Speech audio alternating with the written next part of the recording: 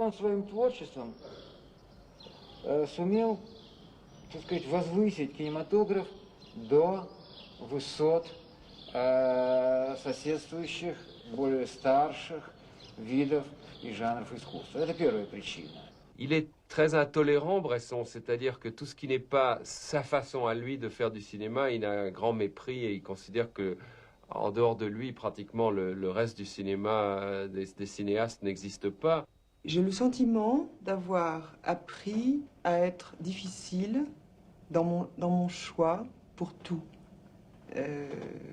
Bon, je pense que j'avais ça en moi, mais je crois que Bresson m'a servi de révélateur. I mean, I think it's extremely difficult to make a film like Bresson does because he makes it appear so simple. It's like a simple recipe. He says, this is how you do it. Yet every time someone tries to copy, the souffle falls flat.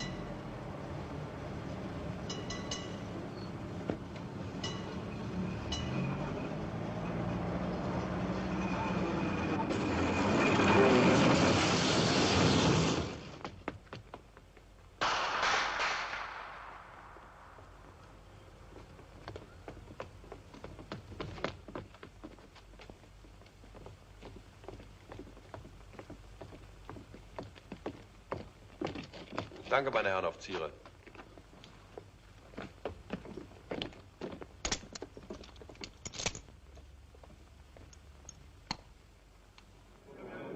Si vous pouvez vous asseoir. Il faut arrêter, autrement il ne revient plus. C'est simple, alors. Vous m'entendez, monsieur? Je m'excuse, mais c'est comme ça. Could you please sit down? Could the cameraman sit down, please? And that means you. Het filmfestival van Cannes. De 81-jarige Franse filmer Robert Bresson geeft een persconferentie ter gelegenheid van de première van zijn nieuwste film. Het is voor het eerst in lange tijd dat deze cineast, die gewoonlijk de publiciteit schuwt, zo in de openbaarheid treedt en zich laat filmen en fotograferen. Bon, on commence de conférence de presse du film que vous venez de voir, L'Argent. Alors, à qui la première question? Who has the first question? Oui?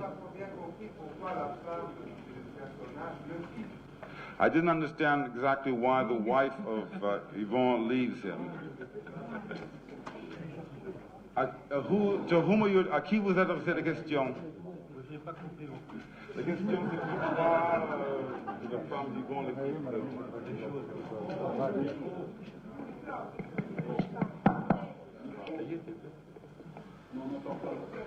Je dis que je n'ai pas compris non plus. La femme non plus, personne n'a compris.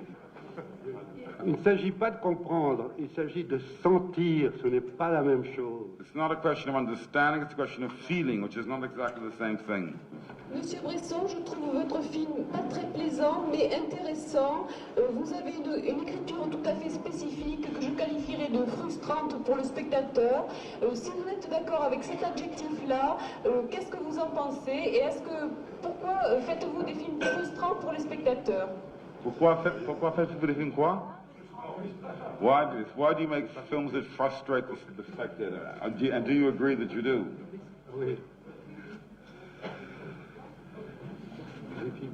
Frustrant pour le spectateur.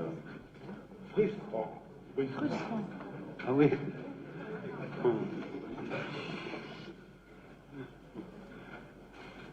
De quel spectateur parlez-vous? What spectators are you talking about?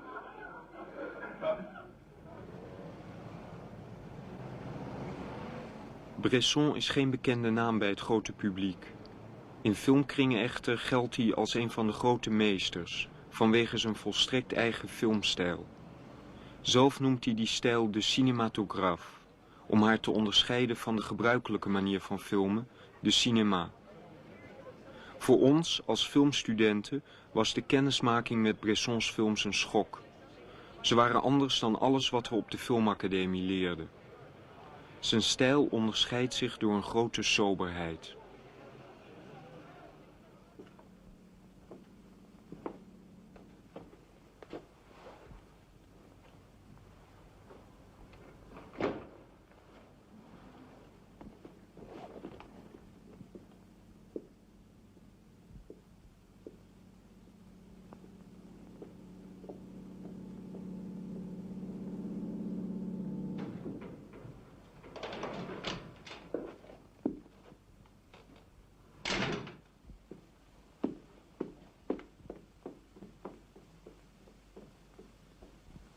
Tu sais où tu vas? Oui, Où? chez lui. Il n'habite nulle part. Il a un logement.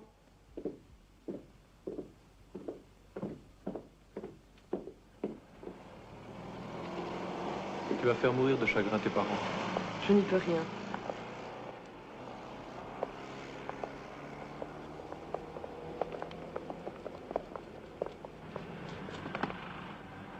Tu l'aimes tant que ça? C'est toi que j'aime, Michel.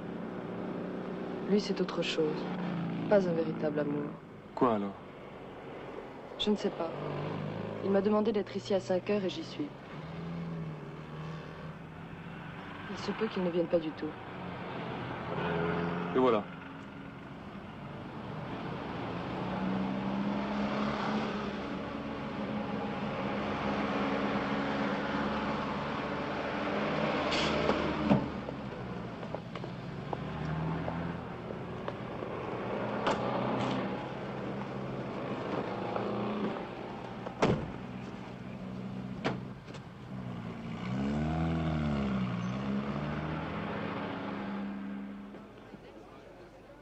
We zagen die stijl in Bressons oude zwart-wit films, maar ook in zijn meest recente, over onze generatiegenoten.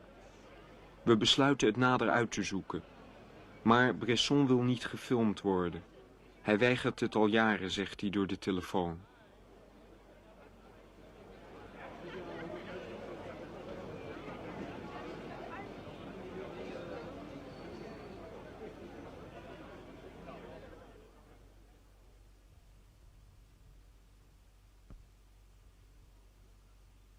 Er zijn niet veel biografische gegevens bekend over Bresson.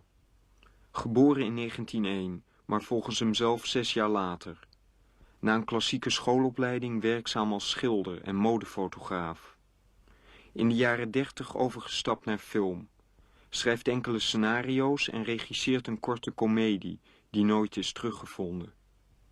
In de oorlog, in krijgsgevangenschap, ontstaat het idee voor zijn eerste speelfilm. Deze realiseert hij in 1943. 1945. 1951. 1956. Je me souviens que je le regardais travailler et ça paraissait à la fois très simple est complètement incompréhensible. C'est-à-dire que personne sur le plateau ne semblait comprendre ce qu'il faisait. Il refaisait, par exemple, un plan très simple, il le refaisait 50 fois. Et on ne savait pas très bien pourquoi il le refaisait 50 fois. Mais je comprends ça très bien, moi, maintenant que je fais des films, parce que ça m'arrive aussi, et quelquefois, comme metteur en scène, les techniciens me regardent comme si j'étais fou, parce que je cherche quelque chose, mais je ne sais pas très bien quoi, et puis ça arrive, je dis, voilà, c'est ça que je cherchais, mais je ne savais pas le dire. Et je crois que Bresson, sa méthode est une méthode de recherche. Je ne crois pas qu'il sait exactement ce qu'il fait quand il travaille, mais je crois que c'est pour ça qu'on lui reproche souvent d'avoir des dépassements dans ses films et de dépasser ses budgets. C'est parce qu'il cherche, et il cherche tout seul. Et il trouve, il finit par trouver, mais c'est toujours très mystérieux, et c'est quelque chose que je crois qu'il ne peut pas vraiment lui-même savoir à l'avance.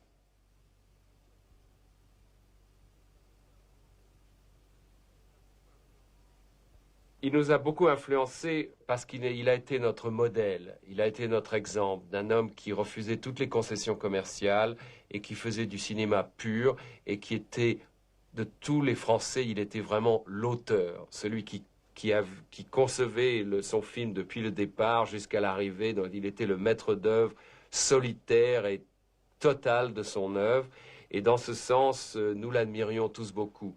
Je ne peux pas dire que ni Truffaut, ni Godard, ni Chabrol, ni même Romer, en fait, ne sont des gens qui ont vraiment... Leur cinéma est très différent de Bresson, et le mien aussi, j'imagine. Encore que peut-être les gens disent que je suis celui qui a été le plus influencé par Bresson, mais en fait, certainement, il a été notre phare, l'homme que nous admirions, et nous voulions tous être Bresson. 1959. 1962.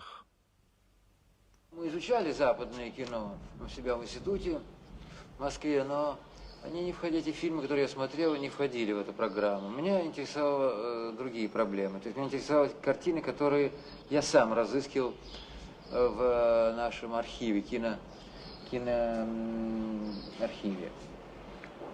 синематеке.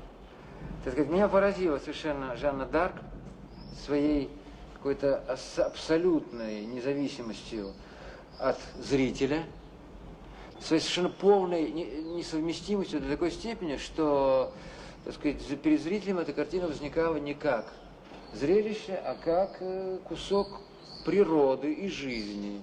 Хочешь, смотри на нее, хочешь, не смотри. Хочешь, принимай этот фильм, так сказать, как искусство, хочешь, не принимай. То есть вот такая независимость от своего творчества, от мнения зрителей и критики, так сказать, стала для меня навсегда, так сказать, символом поведения, так сказать, режиссера перед лицом публики. Мне близок Бresson именно тем, что среди многих художников, стремящихся к простоте и глубине, он один из тех немногих, который ее сумел достигнуть в своей, так сказать, в своем творчестве. Это такое самое главное, потому что все мы стремимся к простоте. Любой художник, маломальски серьезный, стремится к простоте. И немногим из нас удается этой простоты достигнуть. Бresson среди тех, кому это удалось. 1966. 67.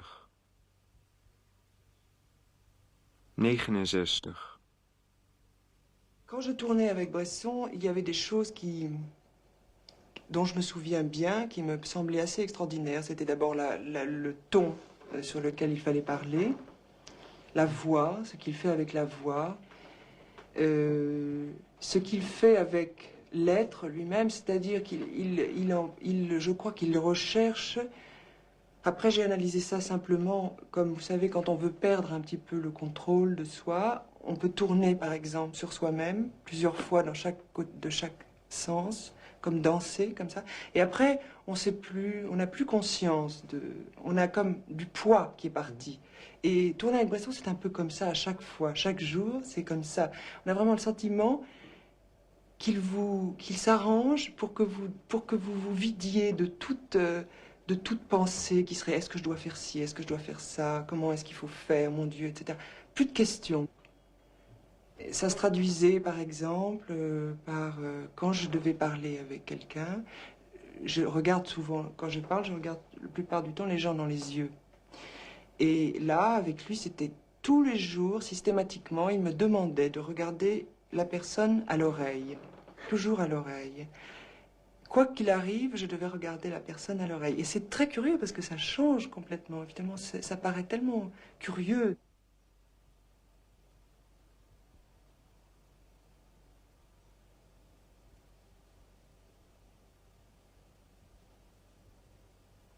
Quand on a tourné avec Bresson, on a du mal après à devenir vraiment acteur, c'est-à-dire à exhiber de façon...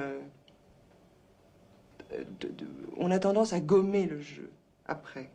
Et quand on doit tourner d'autres films, en principe, les acteurs, on leur demande justement de ne pas gommer, mais au contraire de faire les choses en exagérant. Donc, c'est comme tout dans la vie, c'est toujours gagner quelque chose pour perdre autre chose. Hein? 1971, 74, 77, 1983.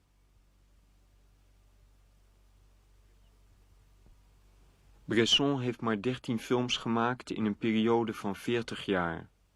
Films die veel prijzen hebben gewonnen, maar weinig publiek trokken en in een enkel geval zelfs leidden tot het faillissement van de producent. Allô, c'est Majestic. Bonsoir, est-ce que vous pouvez me donner la chambre de Monsieur Bresson, s'il vous plaît?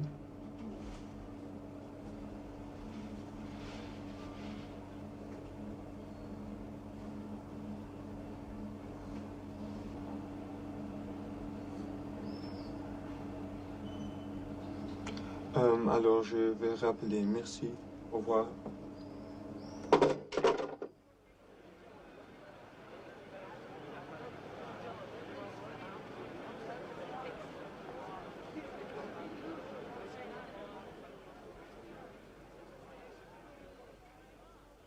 Bresson spreekt zich niet graag uit over zijn films.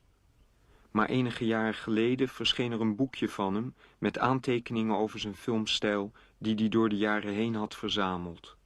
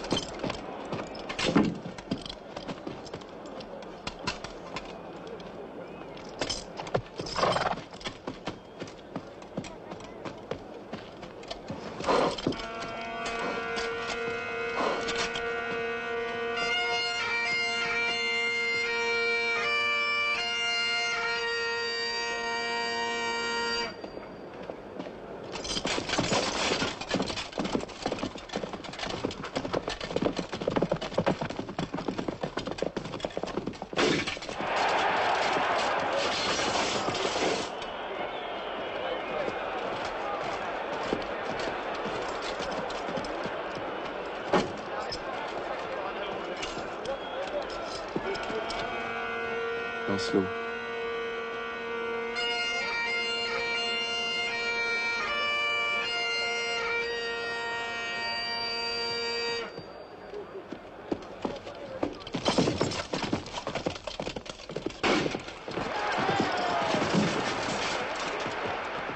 Lancelot.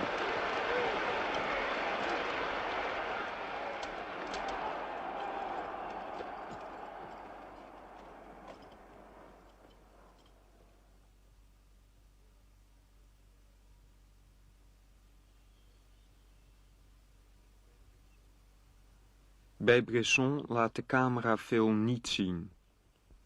Vaak zien we alleen stukjes, onderdelen van een groter geheel. Hier wordt een heel riddertoernooi weergegeven met slechts een paar beelden, die telkens herhaald worden.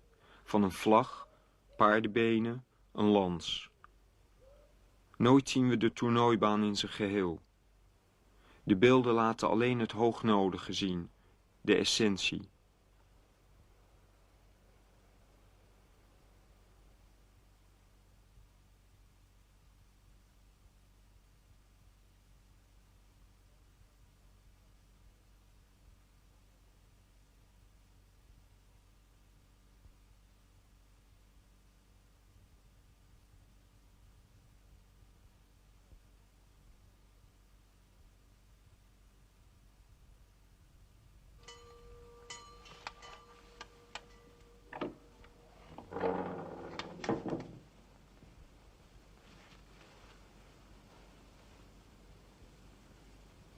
Lancelot.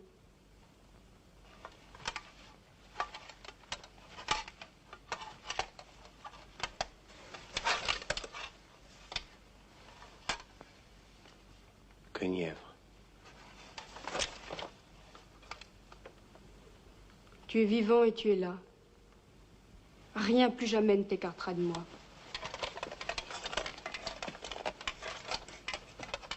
Tout est achevé pour nous autres ici en Bretagne.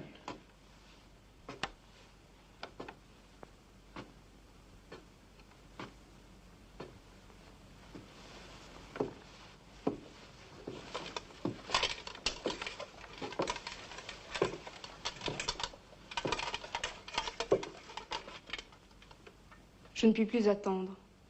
Dis-le, ce mot. Je t'aime.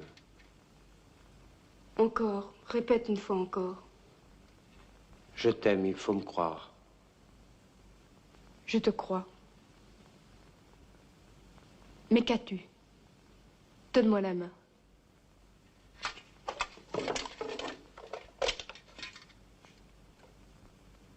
L'autre que tu me caches.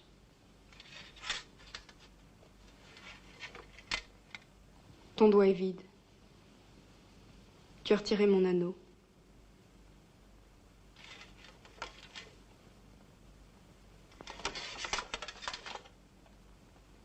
Parle, cesse de m'effrayer.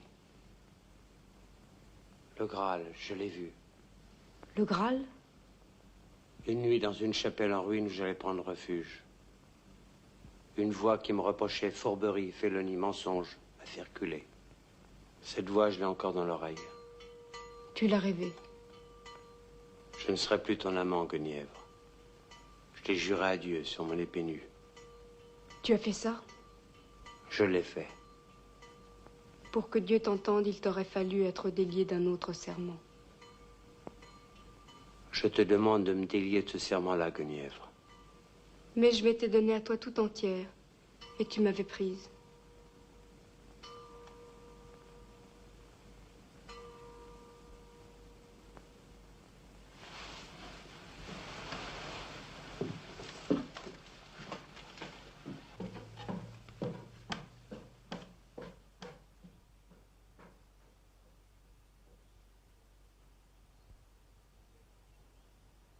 Bij Bresson wordt niet geacteerd zoals we het gewend zijn. Zelfs de meest emotionele dingen worden hier uitgesproken op vlakke toon en zonder uitdrukking op de gezichten. Het lijkt soms wel of deze personen tegen zichzelf praten. Bresson werkt ook nooit met professionele acteurs. Die horen thuis in het theater, vindt hij. Hij gebruikt uitsluitend nieuwelingen. Modellen noemt hij ze. En hij oefent vaak langdurig met hen om ze de teksten te laten uitspreken zonder enige intonatie.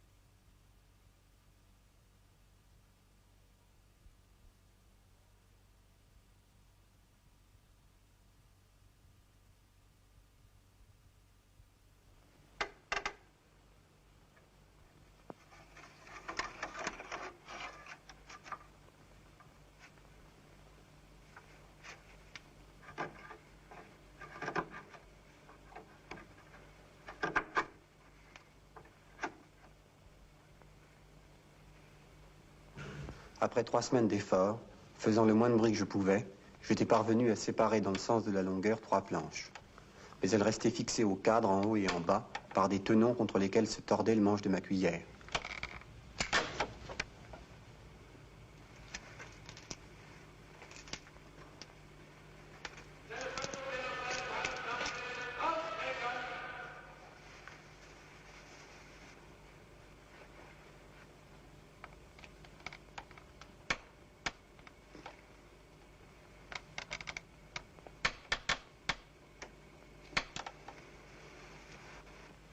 Faire éclater la partie du cadre qui les maintenait, et pour cela me procurer une autre cuillère afin d'exercer une pression suffisante.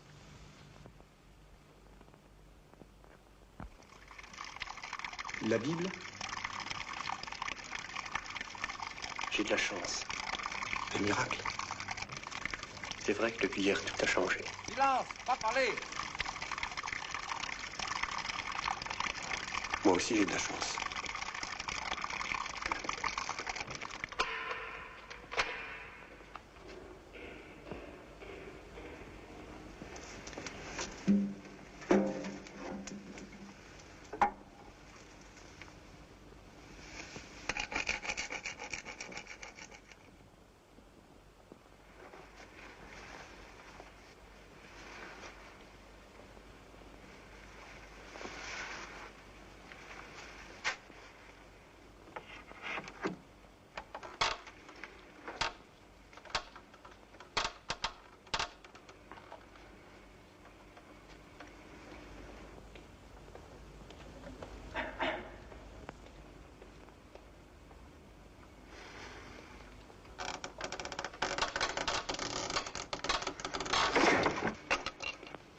Le cadre éclata, mais sur une surface plus grande que je n'avais prévu.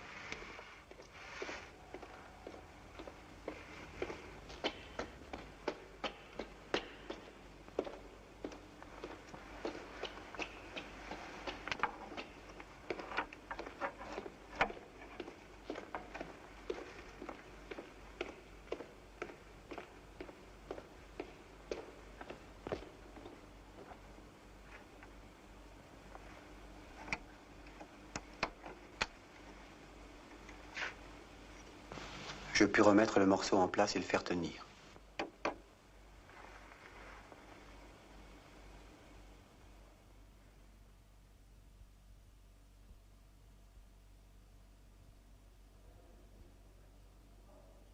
Het lijkt wel of in Bressons films opwinding en spanning expres worden weggehaald. In deze film is de afloop van het verhaal al bekend door de titel. Er is weinig actie en er gebeuren helemaal geen spectaculaire dingen. Wel is er veel herhaling. Er heerst een ritme van gelijkmatigheid. De gevangene vertelt bovendien vaak letterlijk wat er ook al in beeld zichtbaar is. En ook wordt er geen muziek gebruikt om het spannend te maken.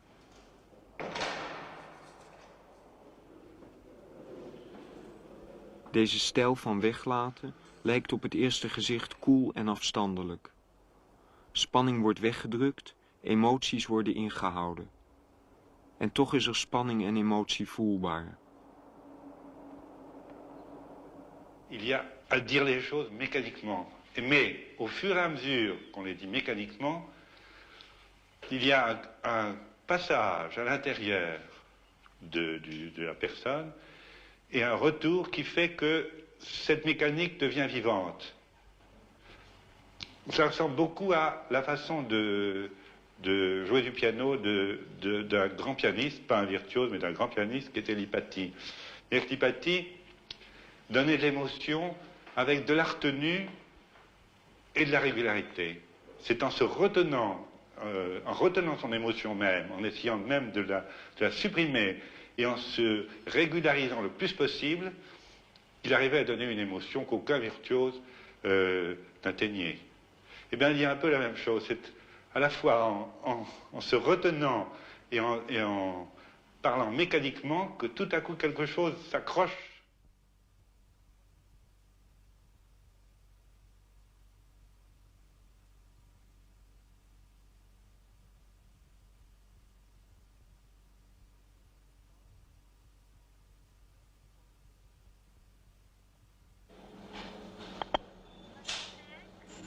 Bonjour, est-ce que vous pouvez me donner la chambre de monsieur Robert Bresson, s'il vous plaît? Oui.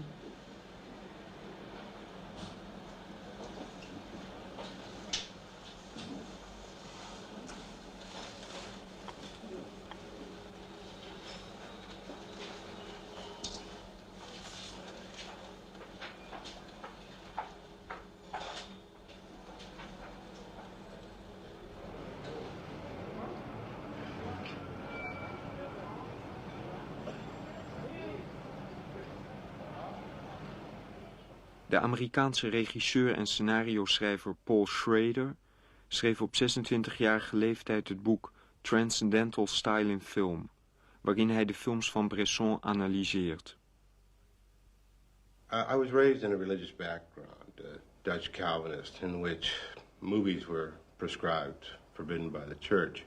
And so naturally I became interested in movies. And I thought movies were purely secular and kind of forbidden entertainment. And then when I was in college and I happened to see Diary of a Country Priest, it hit like a bombshell because I realized that movies could also address the kind of religious concerns which I was raised with, so that Bresson was kind of a magic catalyst for the forbidden side of my life and the church side. Could you tell some more about these religious aspects of Bresson that you recognized? Well, he lays out a way, almost like a path through a garden. And if you walk this path and see what he shows you, you will eventually reach a point where your eyes will be lifted toward a deeper, more spiritual feeling. And this is a transcendental style. And it strikes me that this style works at three different stages. One is a meticulous recreation of daily life, to give the viewer the sense that nothing can happen. So that mundane events, the quotidien, over and over again. Often you hear or see the same thing 2-3 times on top of each other. Somebody does something, you see them write about it, and then you hear them narrate about it. And you get the feeling that nothing can happen in this life. It is all daily little pieces. Yet through it all, there's a kind of hint of something that is going to happen. And maybe it's a little bit of music here or there, and a sense of disparity, a sense of unnaturalness between the cold blank stares of the protagonist and the lovingness in which their faces have been selected. There's a tension there, and you don't quite understand what that tension is all about. Then, at a crucial moment, both in the films of Bresson and of Ozu, this disparity explodes. And there's a critical moment where, as if you have a very placid oil field, and all of a sudden, without warning, a gusher occurs. And in Ozu's films, it's often tears.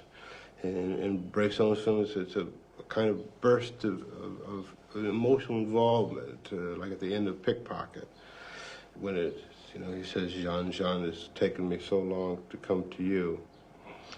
And then the audience is battered by this sudden eruption of emotion, and then there's a peace again. And the peace is usually followed by a symbol and icon, whether that be the burning stake in Jeanne d'Arc, the cross in Country Priest, and that is the stasis.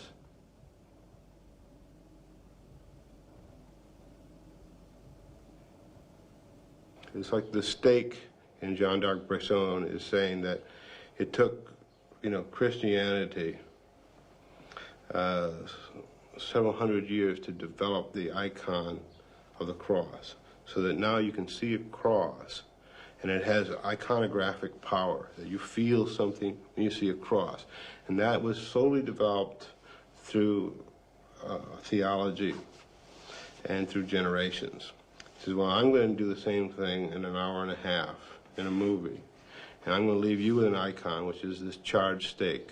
And I want you to have the same feeling about that charged stake that you do at the cross. Now, did Bresson ever comment on your views of his work? Oh, I think that when I sent him a copy of the book, or at the time I was working at the book, I had written a couple articles. He wrote a very nice note saying that he found the ideas interesting and perhaps true or somewhat true. But, I think he's a smart enough man not to talk about it when he can do it. And did you ever speak to him personally? Oh, I interviewed him quite a few years ago for Film Comment magazine. And it's published in that magazine, but it's a rather strange interview because I asked a series of questions and he gave a series of answers, and they never met. I had certain questions I wanted to ask, and he had certain answers he wanted to give, and we each did our respective jobs, but the questions were never answered.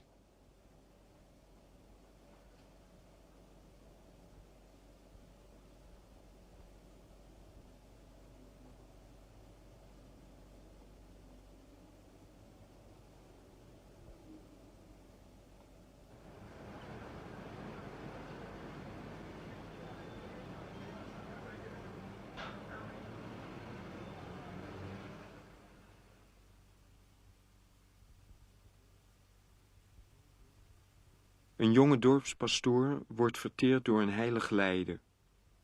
Hij vindt rust in het aanvaarden van de dood. Een ter dood veroordeelde gevangene probeert te ontsnappen.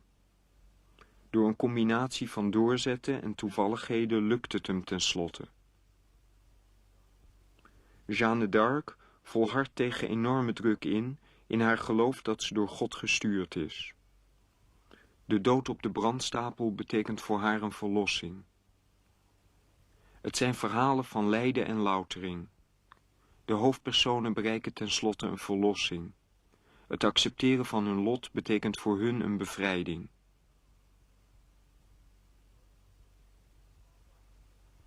In de latere films van Bresson lijkt er iets te veranderen. Een jong meisje ziet geen perspectief in haar liefdeloze bestaan en kiest voor de dood. Een man probeert na te gaan of hij schuldig is aan de zelfmoord van zijn jonge vrouw. In een wereld waar zijn liefde verboden is en menselijkheid onmogelijk, blijft Lancelot geen andere weg over dan de dood. Een jonge scholier vindt nergens een reden om te blijven leven en laat zich tenslotte doodschieten. De toon lijkt somberder geworden. De films eindigen bijna steeds met de dood of zelfmoord.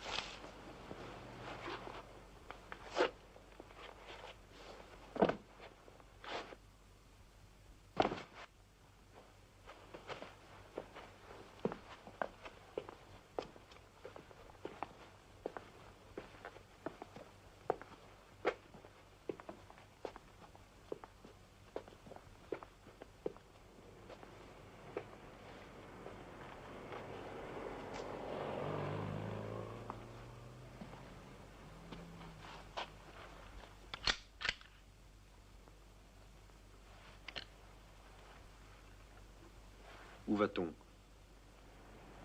Comme tu veux, ici ou là.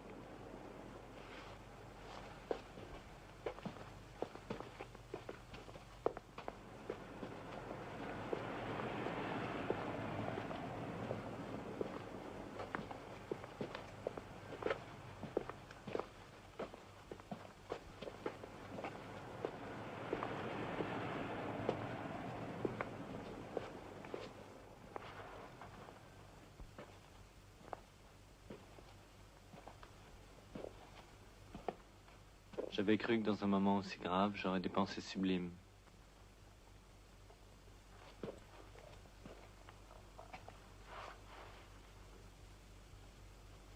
Tu veux que je te dise à quoi je pense?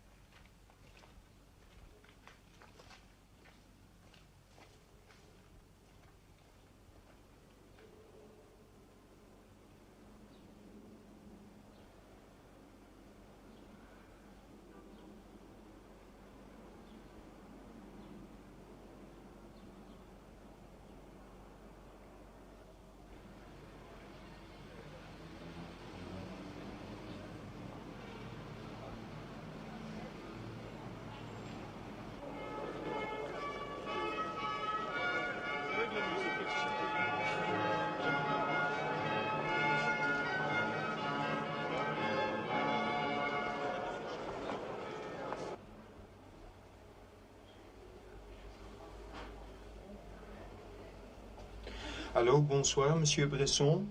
Oui, c'est Jurien Rode, l'Hollandais. Oui, je m'excuse de vous appeler à cette heure, mais je voulais demander si vous avez peut-être demain un peu de temps pour nous, comme on avait dit quand on se rencontrait à Paris. Oh non, j'ai vu le film ce matin, oui, mais pour nous, alors...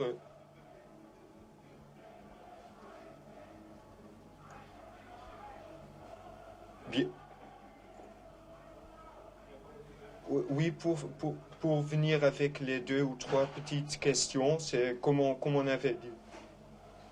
Alors, une seule, oui.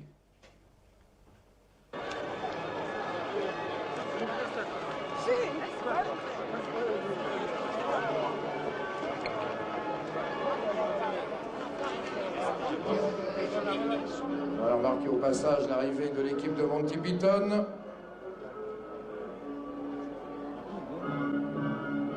Tandis que vous le voyez sur la droite par rapport à l'escalier, le festival dévoile ses charmes.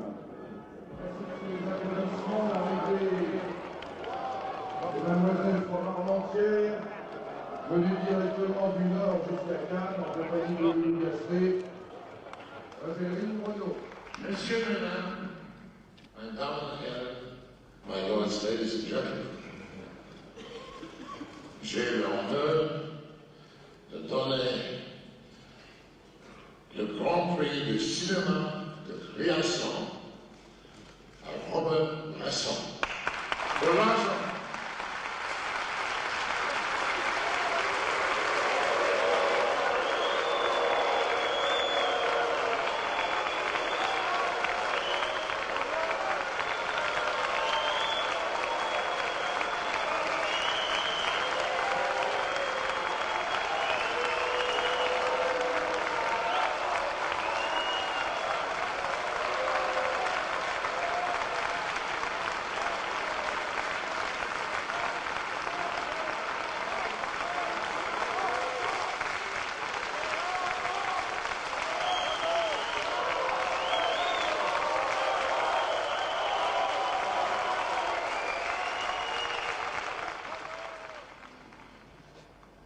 Monsieur Bresson, en regardant vos films, on a le sentiment qu'il y a une morale là, une morale assez sombre, disons, assez pessimiste.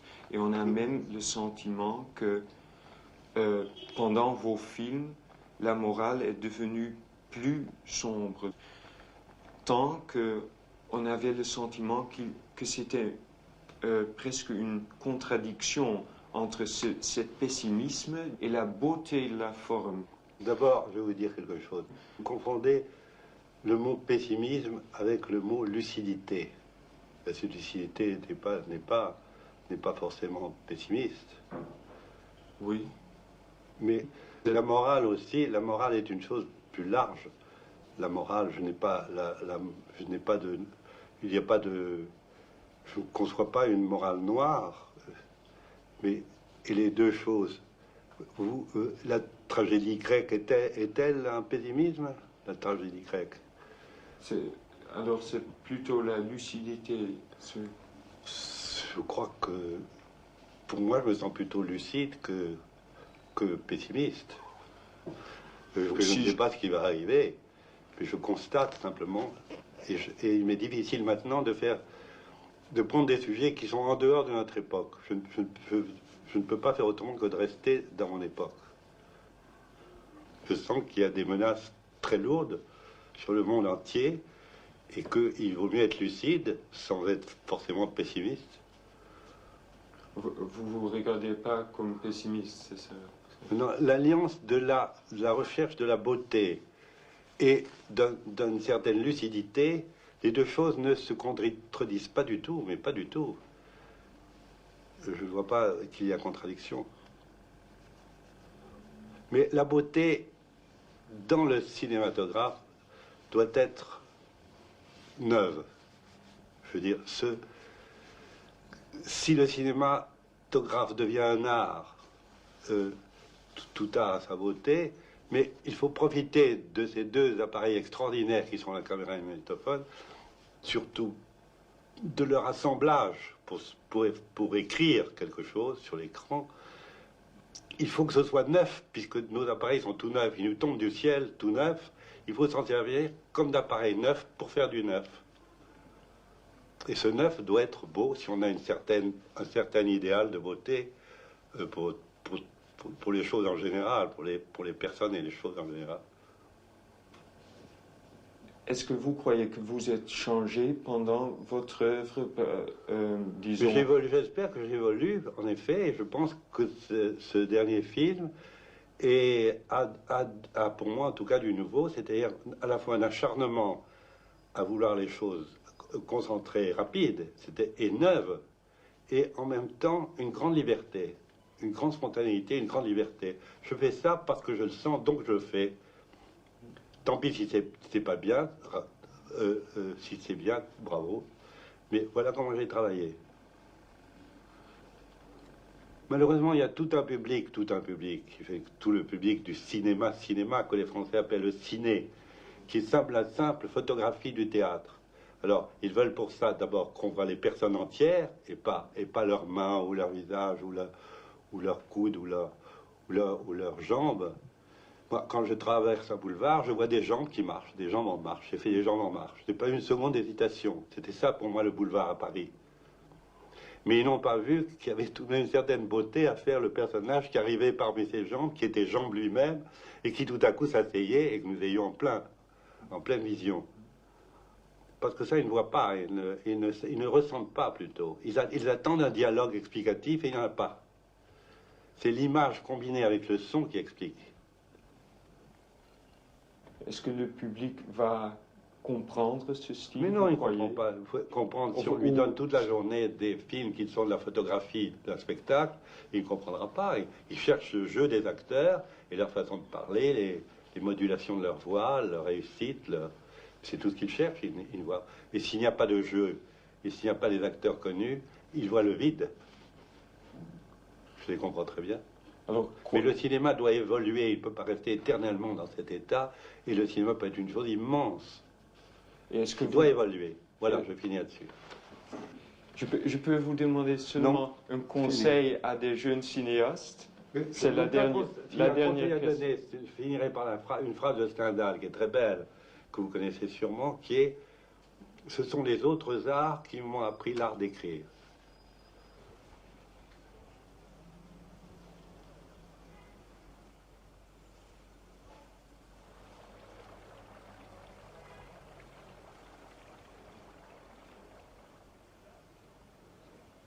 Et pour entrer, Tarkovsky pour Nostalgie.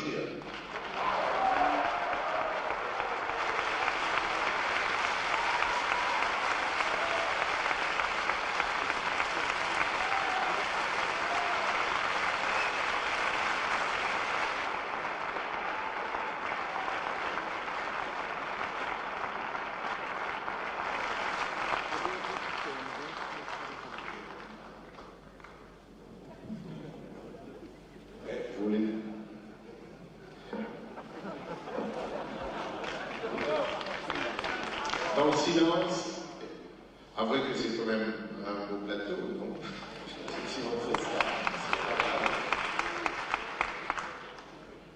Merci beaucoup. Merci. Est-ce que